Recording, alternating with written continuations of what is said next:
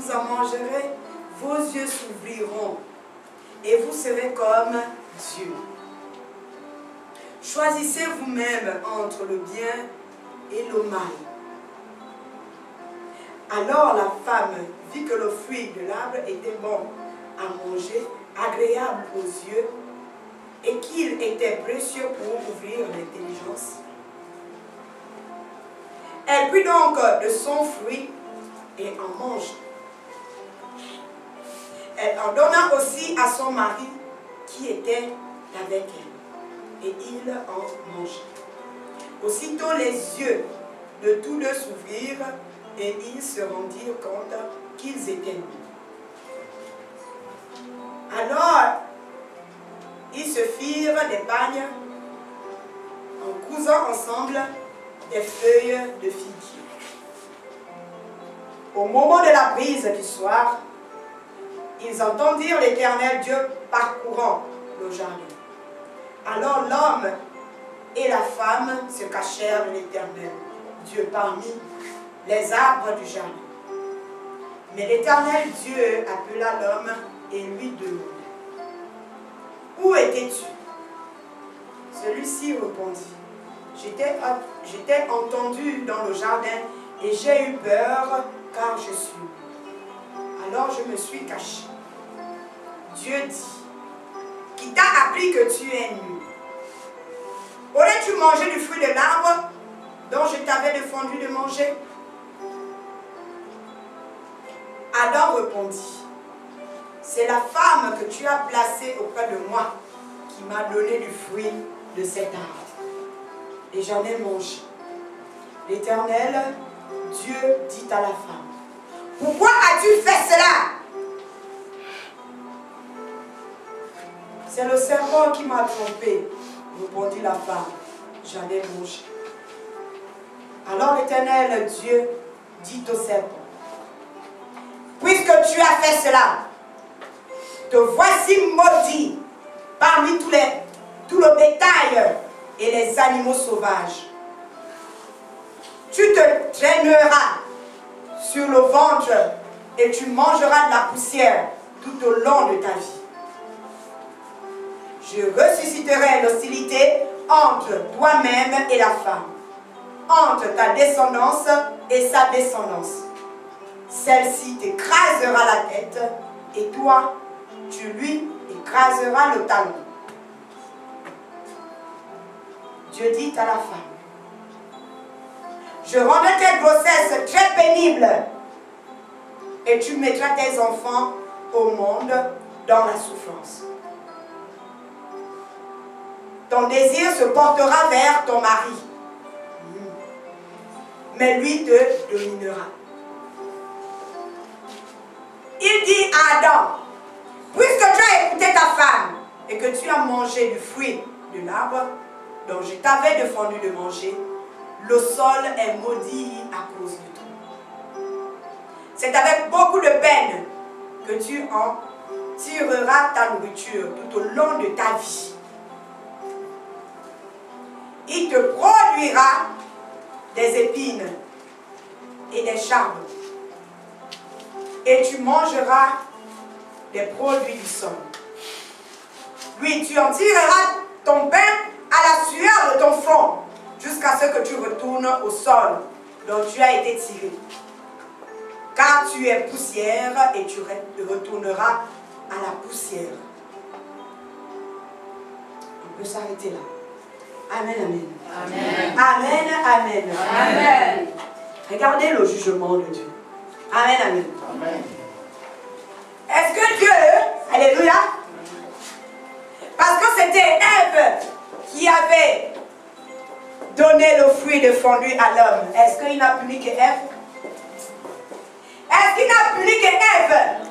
Non, c'est un Dieu de justice. Alléluia. C'est un Dieu juste. Il sait faire la part des choses. Alléluia. Ce n'est pas un Dieu qui dit, bon, comme mes deux enfants, alléluia, ont péché, et c'est l'autre qui a commencé, donc c'est lui-là que je punis.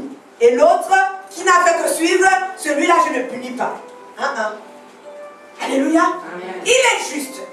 Les deux enfants, alléluia, ont désobéi. Ils trouvent le juste milieu. Et il donne la punition aux deux enfants. Alléluia. Il a puni tout le monde dans l'affaire.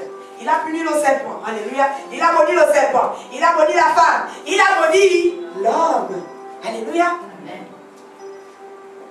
C'est un Dieu juste. Et il applique toujours sa justice. Alléluia. Amen. Donc lorsqu'il nous demande de ne pas faire ceci, si nous faisons, alléluia, il nous punit tout simplement. Alléluia. Amen. Amen, amen. Amen. Amen, amen. C'est un Dieu de justice. Regardez ce qu'il a dit à la femme.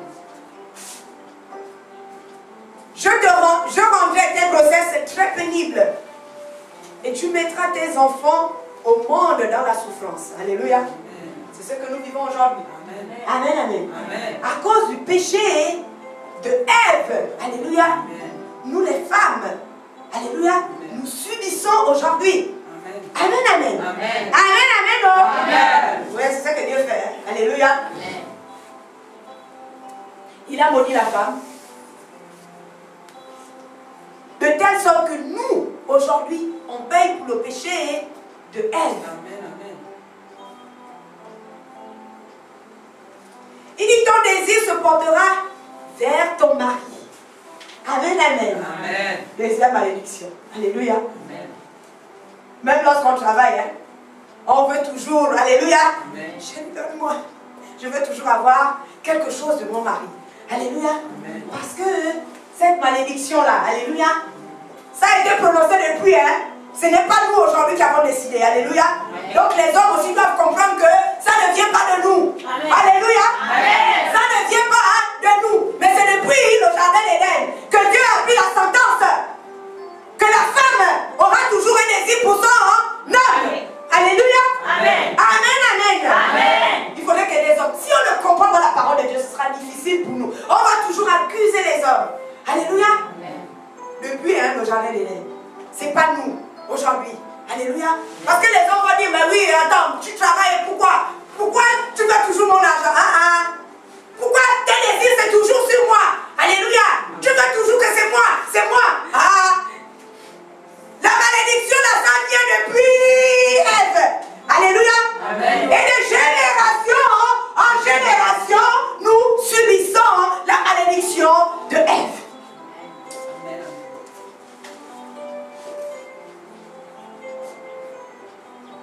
Et il dit encore, mais lui, il te dominera. Alléluia. Amen. Amen, amen. Oh. Amen. C'est la vérité. Amen, amen. Amen. Cette malédiction-là, alléluia. Nous les femmes qui voulons dominer les hommes. Dieu a dit, il te dominera. Alléluia. Amen. Si nous ne comprenons pas ces choses-là, on aura toujours l'impression que oui, mon mari ne m'aime pas. Amen. Mon mari, attends, il ne m'aime pas. Tu ne peux pas être l'égal de l'homme, hein? Alléluia. Parce que lui, il aura toujours le dessus sur toi. Alléluia. Parce que selon la parole de Dieu, il est écrit dans Genèse 16 que ton désir se portera vers ton mari, mais lui, il te dominera. Ça veut dire que même si tu dis que tu veux, un désir, c'est quoi? C'est un souhait. Alléluia. C'est un souhait. Tu veux que ton mari te chérisse. Alléluia. Mais lui, il va dire, je ne peux pas te chérir, alléluia, parce que la Bible dit qu'il va toujours te dominer. Même si ton désir est sur lui, mais il ne va jamais, alléluia. Ça veut dire quoi? Ça veut dire qu'il ne va jamais t'apporter, je ne sais pas moi, tes souhaits. Quoi que tu dises, alléluia, quoi que tu souhaites, alléluia. Mais il y a déjà un frein, Dieu a déjà mis une barrière. Que tes désirs seront toujours tournés vers l'homme, mais lui, il va toujours te dominer. Il y a un mais, ça veut dire qu'il y a opposition. Hein? Pour ceux qui font l'école, c'est pas ça. Les liens logiques, l'opposition. Mais, les relations logiques, hein? C'est ça, non? L'opposition. Le mais, c'est une relation logique, l'opposition. Il y a un mais ici, ça veut dire que ce qui vient avant, alléluia, ou ce qui suit, vient contredire ce qui vient avant. Vient s'opposer à ce qui vient avant. Donc, ton Alléluia. Qu'est-ce qui va s'opposer à ton désir? C'est la domination de l'homme. Amen. Amen, amen. La domination de l'homme. Si nous ne comprenons pas ces choses-là, alléluia, on ne va même pas se marier. Amen. Alléluia. Amen. Nous n'allons jamais nous marier parce qu'on ne va jamais accepter. Alléluia. Toi, tu veux qu'on construise la maison. L'homme te dit, moi, je ne veux pas construire la maison. Moi, je vais acheter la voiture. Et toi, je dis, mais c'est quoi ça? Et pourtant, tu trouves que ton choix est le meilleur. Alléluia. Mais comme Dieu est Dieu là, il a jamais, l'homme va toujours s'opposer. Alléluia. Il va dire non, moi c'est pas la maison, moi c'est la voiture. Qu'est-ce qu'on fait? Nous voilà maintenant en train de te bagarrer avec l'homme. Moi la voiture, l'autre la maison. La voiture, la maison. Et qui finit par gagner? C'est l'homme.